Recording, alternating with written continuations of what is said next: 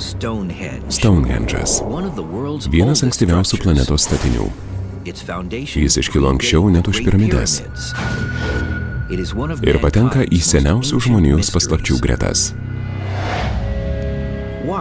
Kodėl buvo pastatytas? Gal tai šventykla, laidojimo ceremonijų ar aukojimų vieta? O galbūt Stonehendžo mįslės atsakymas – jo statytojų troškimas ištirti nepasiekiamas aukštybės ir prisiliesti prie visatos. Naudodamiesi naujausių kompiuterinių technologijų sukurtais, gilų kosmosą atveriančiais vaizdais, ženkime į virtualų Stonehendžą. Išvyskime tai, ką matė protėviai, ir priverskime prieš istorinį stebuklą atskleisti neatmenamų laikų paslaptis. Senovės galvosūkiai paskendo visagalio laiko migloje. Galbūt pažvelgus į dangų, jie pagaliau galėtų būti įspręsti. Visa tiesa kažkur čia, tarp žvaigždžių. Vietoje, kurią vadiname visata.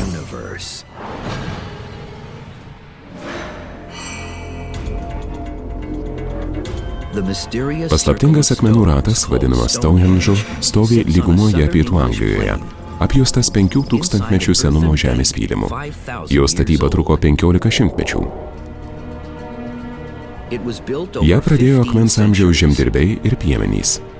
Vėliau tęsė įmantrią inžineriją išmanantys jų palikuoniai.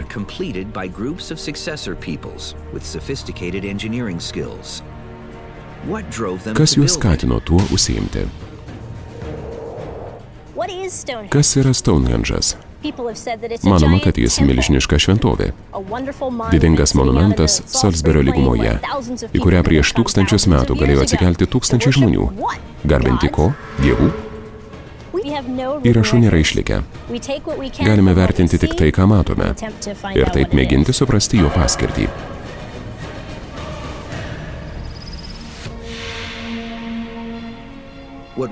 Šiandien matome tik kadaise sudėtingo statinio griuvėsius. Ar iš žemiškų uolienų suręsta konstrukcija galėjo būti skirta dangaus reiškiniams stebėti?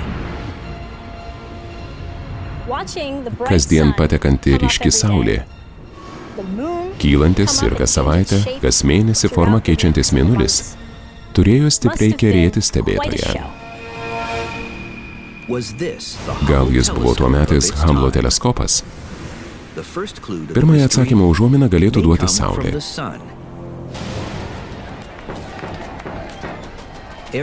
Kiekvieną birželį į keistą aušros ritualą Stonehendže susirenka didžiulė minia. Pirmoji vasaros diena – saulėgrįža, ilgiausia metų diena. Žmonės įsistebėję į masyvų luitą, vadinamą kulno akmeniu. Stonehendžo konstrukcija įdomi tuo, kad pirmąją vasaros dieną atsistoja monumento centre ir pasisukę į kulno akmenį. Tekančią saulę pamatysite būtent šio akmens viršūnėje. Toks kasmet besitęsiantis tikslumas atrodo lyg stebuklas.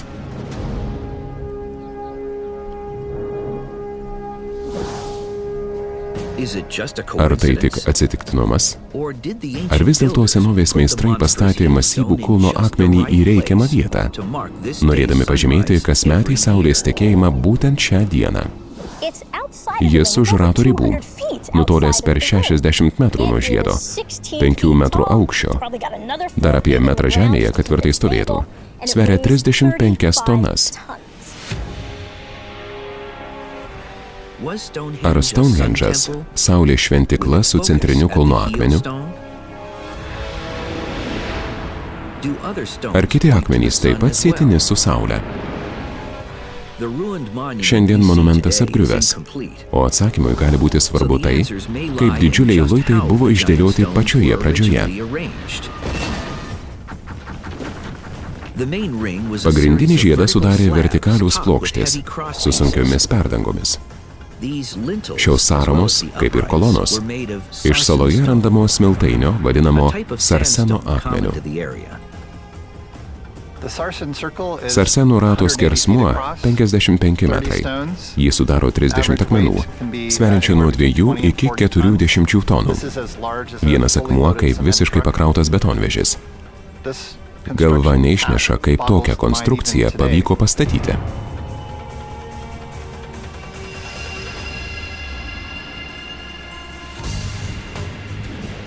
Sarsenų žiedo viduje pasagos forma išdėstyta sunkių akmenų arkų grupė.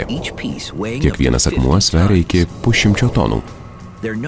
Arkos vadinamos įmantriu žodžiu – trilitais. Trilitas – tai tam tikrų būdų sudėti 3 akmenys. 2 milžiniškos uolos būdavo įkasamos į žemę, o 3 kruopščiai įtaisoma ant jų viršaus.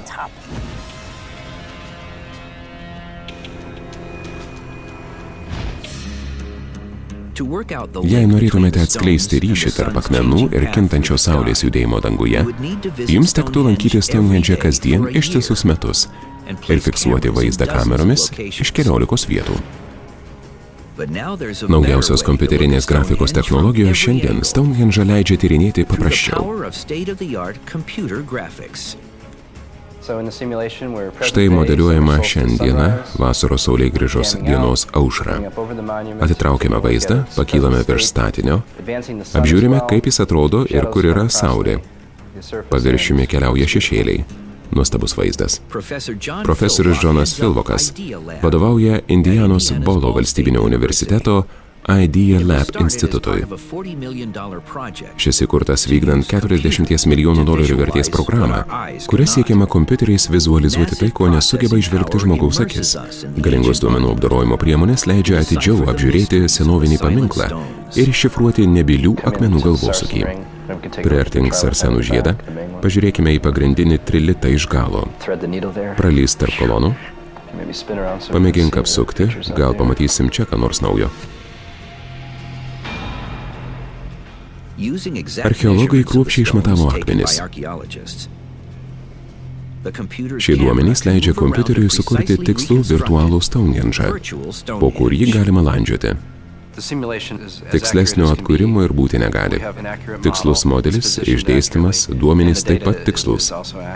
Ką matote, visiškai atitinka realybę.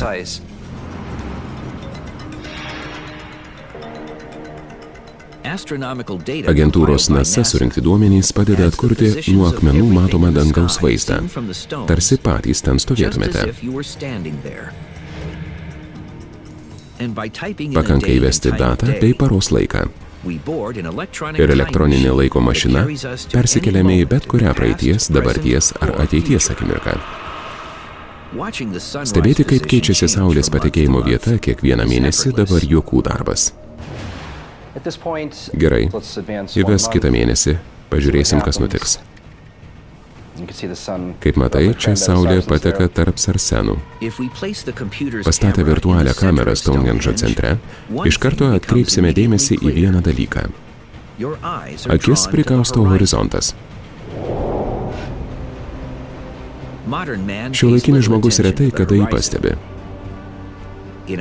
Šiandien miestuose jo išvis nematyti. O senovės astronomams horizontas buvo būtinas kaip saulės stebėjimo atskaitos taškas. Besidominčiam astronomiją, be priemonių sudėtinga aptikti kūnus dangaus skliaute, nustatyti tikslę buvimo vietą, kai jie tiesiog virš galvos.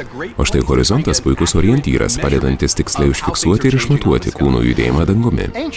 Senovės astronomai matė, kad bėgant metams saulė kyla ir leidžiasi skirtingose horizonto vietose.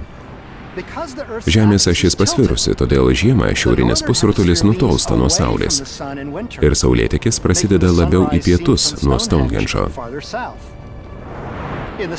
Vasarą šis pasvirusi saulės link, tad ir saulėtekis prasideda labiau į šiaurę. Pirmomis vasaros dienomis saulė pateka labiausiai į šiaurę nutolusiame taške. Matyt, ši pozicija buvo itin svarbi Stonehenge statytojams, nes į ją nukreipta viso statinio centrinė ašis. Vis dėlto su Saule susiję ir kiti akmenys. Pavyzdžiui, masyvūs trilitai.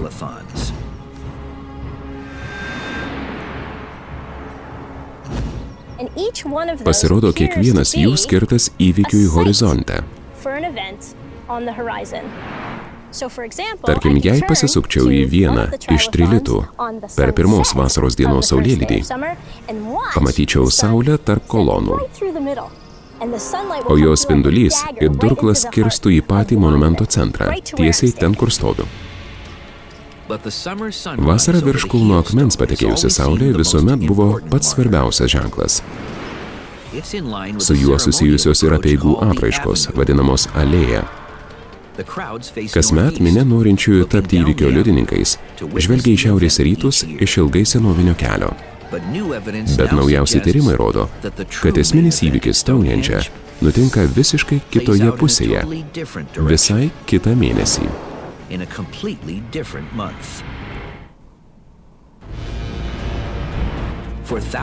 Jau tūkstančius metų monumentas, mūsų vadinamas Stonehenge'u, slepia savo paskirtį.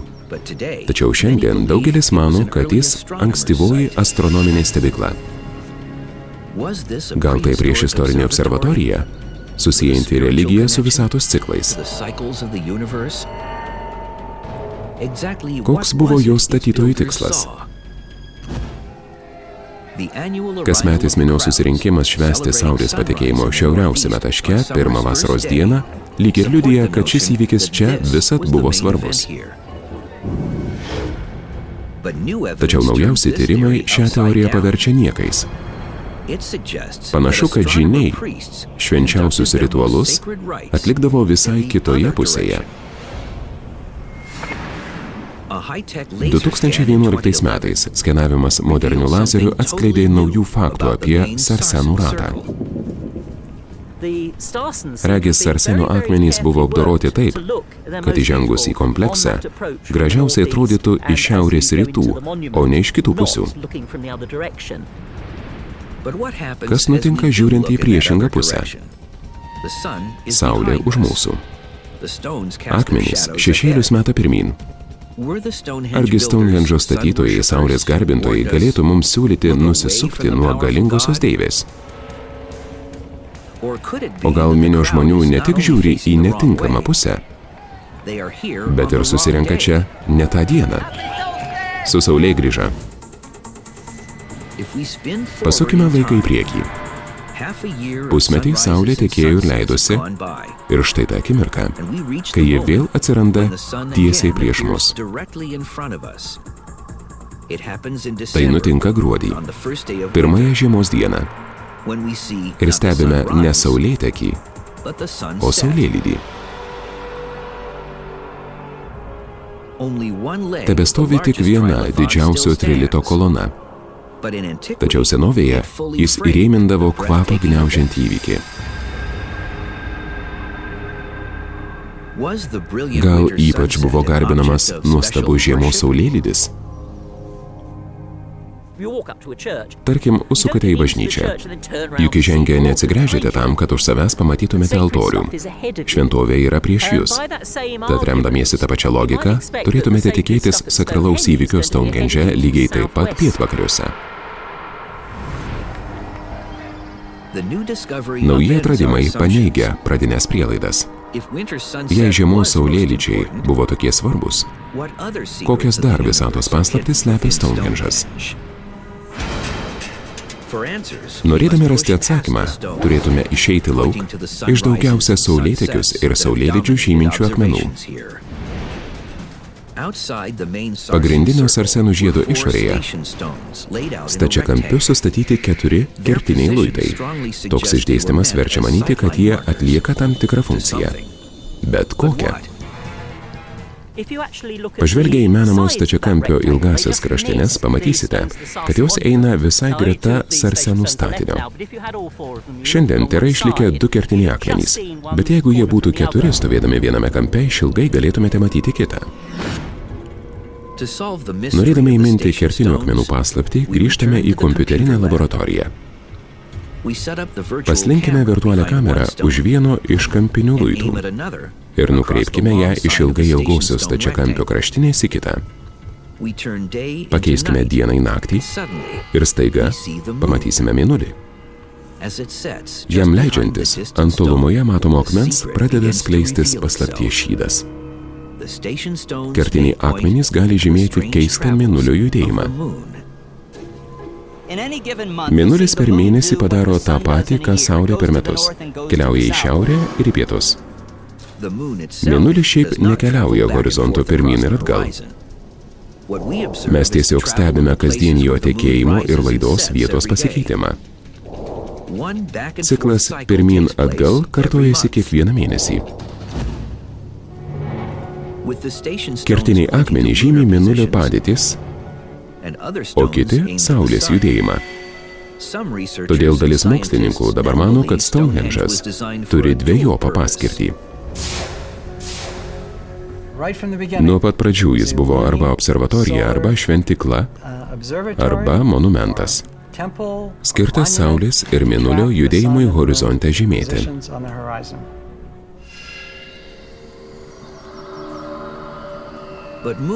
Užfiksuoti mėnulio judėjimą daug sunkiau nei Saulės. Kaip Stonehendžo astronomai sugebėjo perprasti sudėtingus Žemės palydovo ciklus? Net ir mūsų dienų astronomams nelengva mėnulio judėjimą erdvėje gretinti su jo slinkimu horizontu, su patekėjimu ir laida. Įsivaizduokite, kad skriejate kosminiu laivu ir stebite Žemę bei mėnulį. Jau žinome, kad mūsų planetos sukimosi ašis yra pasvirusi, o palydovas tuo pat metu sukasi aplink planetą savitai pasvirusią orbitą. Norėdami suprasti mėnulio judėjimą Žemės paviršiaus atžvilgiu, pasukime visą vaizdą ant šono. Dabar jis piečiausiame savo pasvirusios orbitos taške. Jei nusileistume ant Žemės paviršiaus ir pažvelgtume į horizontą, pamatytume, kodėl mums atrodo, kad mėnulis teka rytuose ir palengva juda į pietus. Išvydę mėnulį pietryčiuose, Stonehendžo astronomai netrukus pamatydavo jį leidžiantis šiaurinėje horizonto pusėje. Aplink Žemę mėnulis apsisuka maždaug per mėnesį, tad pusę laiko, apie 2 savaitės, jis keliauja mums nematomo orbitos dalimi. Jei grįžtume vėl į kosmosą, matytume štai ką. Bet norėdami išvysti jį nuo Žemės paviršiaus, turėtume nuskrieti kosminiu laivu į kitą planetos pusę. Tada pamatytume mėnulį vėl kylantį rytuose, tačiau šį kartą šiauriau, o ne piečiau.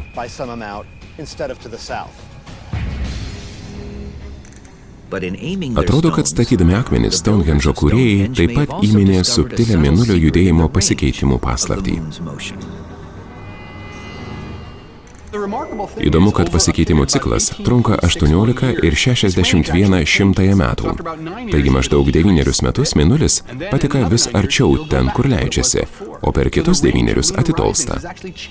Vadinasi, atstumas tarp tekėjimo ir laidos vietų laikui bėgant nuolat keičiasi. It grotumėte akordeonu pirmyn atgal ir šis ciklas yra pastovus.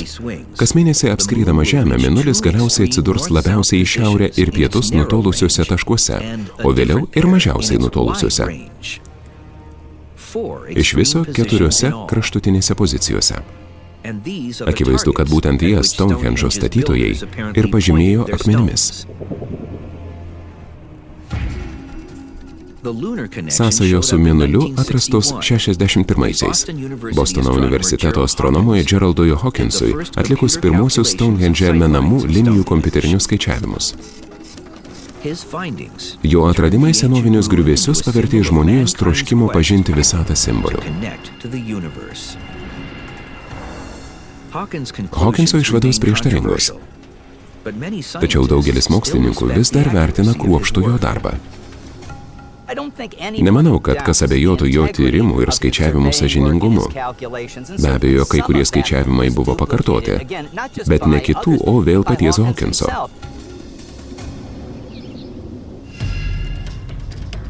Bet argi rašto nepažinusi kultūra, žmonės turintys tik žodžiu perduodamas tradicijas, sugebėtų sukaupti žinių, padėjusių įgauti stebinantį supratimą apie mėnulį bei jo judėjimą? Tiesą sakant, viskas priklauso nuo ciklo trukmės. Tarkim, maždaug 18 metų laikotarpis nėra per ilgas, kad spėtumėt žodžiu perduoti savo patirtį kitai kartai.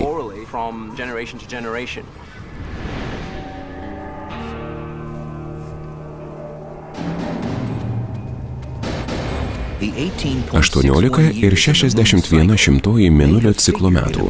Tik vienas iš keistų skaitmeninių kodų išlikusių tarp ilgiausiai neįmenamų Stonehendžo galvosūkių. Jis ne vienintelis, kurį reikėtų perkasti, norint atskleisti tikrąją statinio paskirtį. Mįslę mena ir trūkstami akmenys. Tiksliau duobės vietose, kuriuose jie kadaise stovėjo.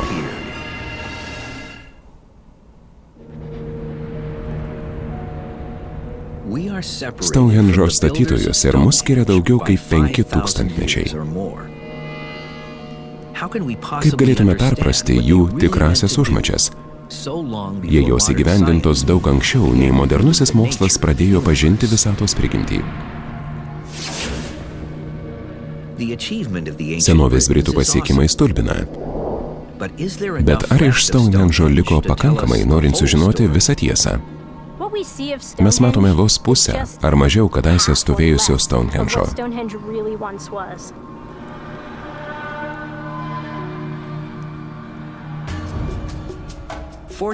Laimiai, Stonehendžas vieną didžiausių savo galvosūkių slepia po žeme. Čia gausų žymių, kur kadaise stovėjo, dabar prapuolę akmenys. Likusios žymės akmenų, kurių seniai nebėra. Turime rizikuoti. Ką galime padaryti? Nukasti paviršių iki pamatinės kreidos uolienos? Norint pastatyti akmenį Stonehendžo lauke, reikėdavo kreidoje iškirsti įdubas, suteikiančias luitams stabilumo. Tos įdubos vis dar išlikusios.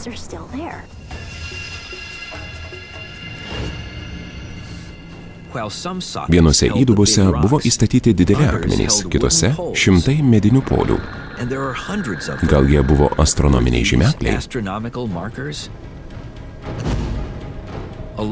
Drauge su išlikusiais akmenimis, jie simbolizuotų savo laikotarpio technologinę pažangą.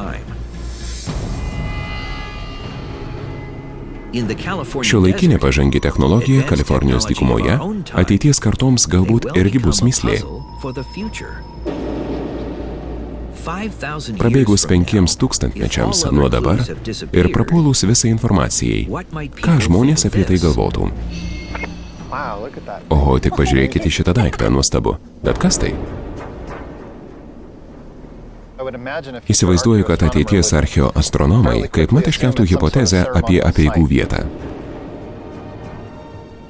Jie matytų didingą metalinę konstrukciją, o jos pagrindinė paskirtis – gal saulės laikrodis, o gal susirinkimo vieta, nes šiuose apylinkėse gyvenviečių nėra. Galėčiau vertinti tik pagal tai, kur stoviu. Esu milžiniškoje dykumoje, galiu matyti horizontą iš visų pusių. Tarsi paminklas dangui, nes kur tik benukreipiu žvilgsnį, matau virš savęs begalinę žydrynę.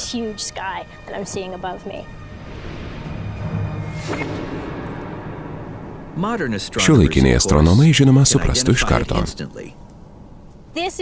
Technologinis stebuklas. 25 metrų skersmens lėkštės formos radioteleskopas. Ši moderni observatorija suteikia užuominų apie įdubas, besislepiančias po velėną Stonehendžo kreidos uolienoje. Norėdami patikrinti gaunamus duomenis, radioastronomijos mokslininkai nuolat derina savo teleskopus pagal stebimus tolimus, itin ryškius galaktikos branduolius, vadinamus kvazarais. Gal Stonehendžo statytojai buvo sumanę panašų derinimo procesą? Rasta daugybė duobių iškastų griovyje ir pylime, juosiančiuose Stonehendžą.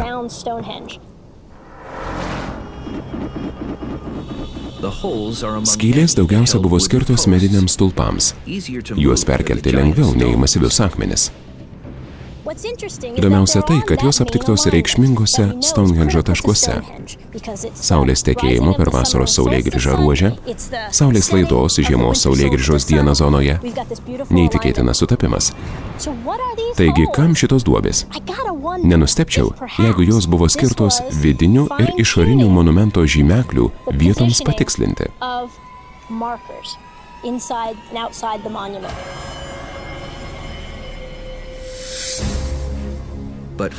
Po velėną slypinčios 4 įdubos greta kulno akmens greičiausiai skirtos ne Saulei, o Mėnuliui.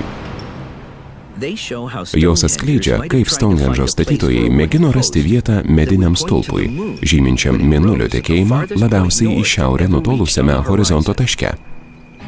Idea Lab institute kompiuterių specialistai suveda į virtualaus Stonehendžo programą duomenis, leisinčius pamatyti, kaip galbūt buvo suderinta istorinė laboratorija. Senovės astronomai iš esmės žinojo pačią šiauriausią Mėnulio tekėjimo vietą, bet jiems reikėjo priemonių patikslinti. Iškeldami 4 medinius polius, statytojai galbūt tikėjosi, kad vienas jų parodys patį šiauriausią Mėnulio tekėjimo tašką. Virtualaus Stonehendžo programa apskaičiuoja palydovo poziciją ir atskleidžia paslaptį. Žvelgdami iš Sarsenų žiedo centro į 4 įdubą, matome kuo tikriausią sutapimą.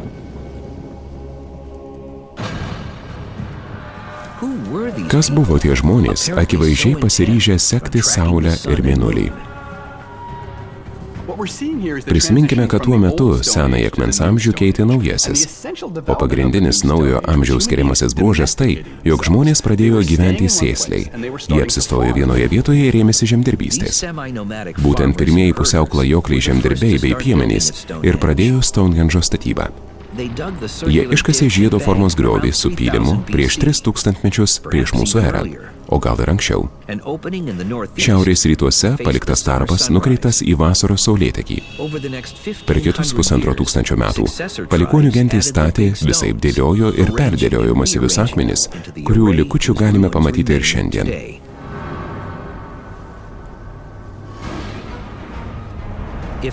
Jei Stonehendžas tikrai pastatytas iš astronominių paskatų, kodėl taip svarbu buvo sekti Saulės ir Mėnulio judėjimą? Saulė ir Mėnulis daugelėje kultūrų buvo garbinami kaip dievai. Taigi prielaida, kad Stonehendžo žmonės darė tą patį, nėra jau tokia beprotiška. Norėdamas apskaičiuoti laiką, ankstyvasis žmogus stebėjo Saulę ir Mėnulį jau 1000 metų prieš Stonehendžą. Tačiau senovėje nuolatinis dienų ir metų skaičiavimas greičiausiai buvo ritualinis. Dangus buvo pirmasis laikrodis, o Stonehendžas ir panašūs statiniai buvo dalis kultūros, tam tikra prasme laiką pavertusios ritualu.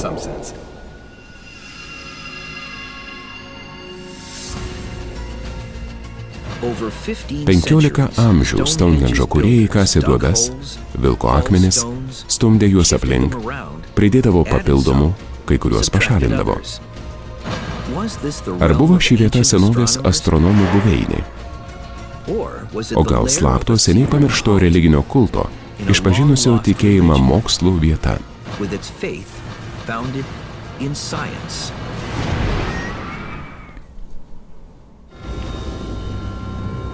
Padėti įminti ilgaamžę Stonehendžo mįslę gali ne masyvūs akmenys, o kosminė visatos sąranga.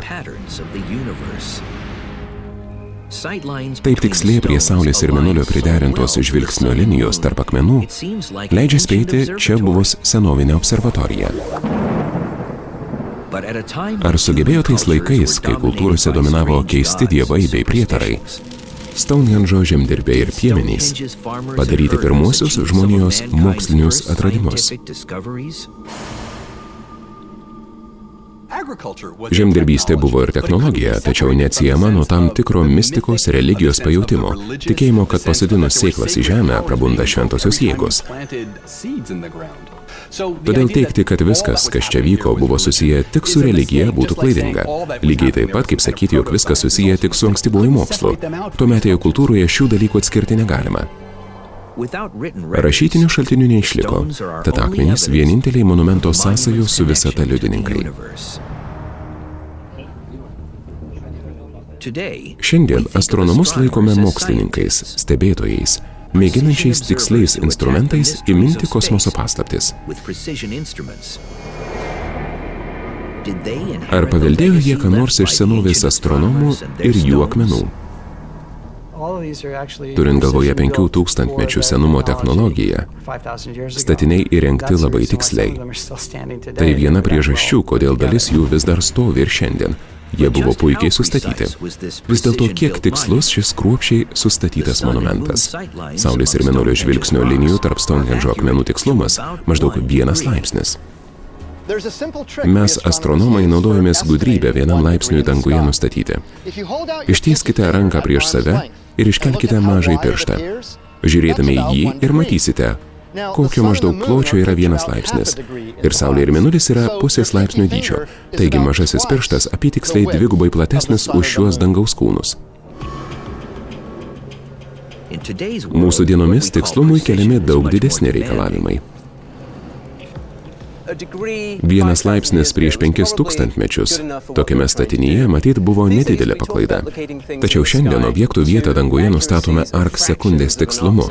Arksekundė 1 keliatūkstantoji laipsnio dalis. Ar Stounhendže 1 laipsnio tikslumas pakankamas? Kasmet tūkstančiai piligrimų galėtų prisiekti, kad Saulė patekėjo tiesiai virš kulno akmens. Vis dėlto 1 laipsnis suteikia erdvės prisiderinti. Stebėdami virtualų Stounhendžą, matome, kad jei Saulė bei kulno akmuo ir nėra vienoje linijoje, užtenka žingsnio į šoną, kad viskas taptų kaip reikiant. Norėdami šiandien pamatyti Stounhendže Saulės patekėjimą virš kulno akmens, turite atsistoti monumento centre ir laukti aušros. Žinoma, Saulė pasirodys. Jei būsite per pusmetrį šone, vaizdas nebus idealus, bet dauguma žmonių to nepastebės, nes jie čia saulėgrįžos dieną, jie Stounhendže. Ir tai yra svarbiausia, juk tekanti Saulė ir visų detalių sutapimas tiesiog užburia stebėtojus. Tikslų saulėtekio stebėjimas Stounhendže sunkina tai, kad Saulė dangaus skliautu juda lanku. Šviesulys iš už horizonto pasirodo kairėje kulno akmens pusėje.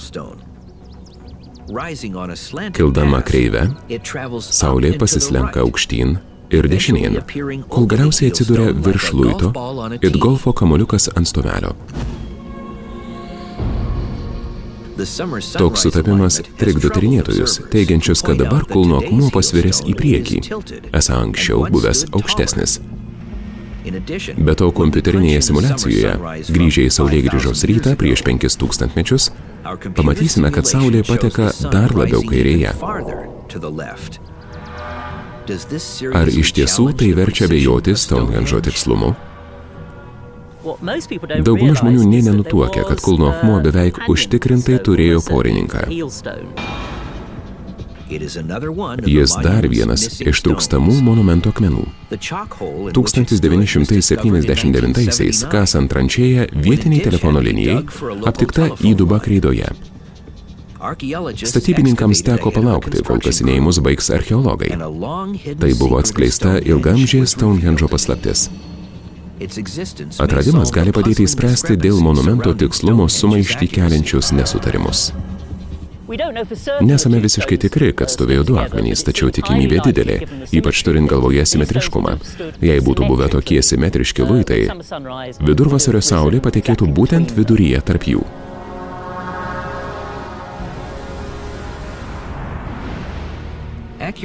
Tiksliai stebėti Saulės ir Mėnulio padėtį galima būnant kosmose. Tačiau Stounhendžo statytojams galbūt taip pat pavyko tiksliai tyrinėti laiko paslaptis. Saulės ciklas – vienas įrankis, Mėnulio – kitas. Ir netgi geresnis. Laiko skaičiavimo prasme Mėnulis ankstyviesiems žmonėms galėjo būti daug svarbesnis už Saulę. Kas vyksta? Ogi akivaizdžiai keičiasi jo fazės. Nuo jauno iki visiškai nematomo, nuo pilnaties iki naujo ciklo. Mėnulio fazių ciklas trunka 29,5 paros. Laiko tarpas Stonehenge pavaizduotas 30 duobių išorinėme rate ir 29 vidinėme. 1923 atrastos įdomos juosia pagrindinį akmenų žiedą. Vieną mėnesį skaičiuodami paras viename rate, kitą kitame, ankstyvieji astronomai prisiderino prie mėnulio ciklo trukmės. Vis dėlto kitų įvairių ratų, akmenų eilių ir įdubų skaičius pateikia mums dar sunkesnę mįslę.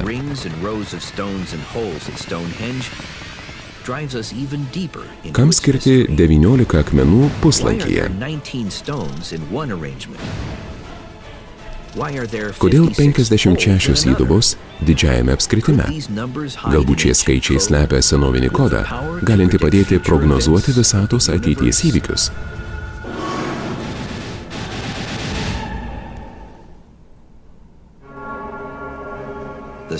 Ir dangus, ir Stonehenge'as tik nebylūs patarėjai.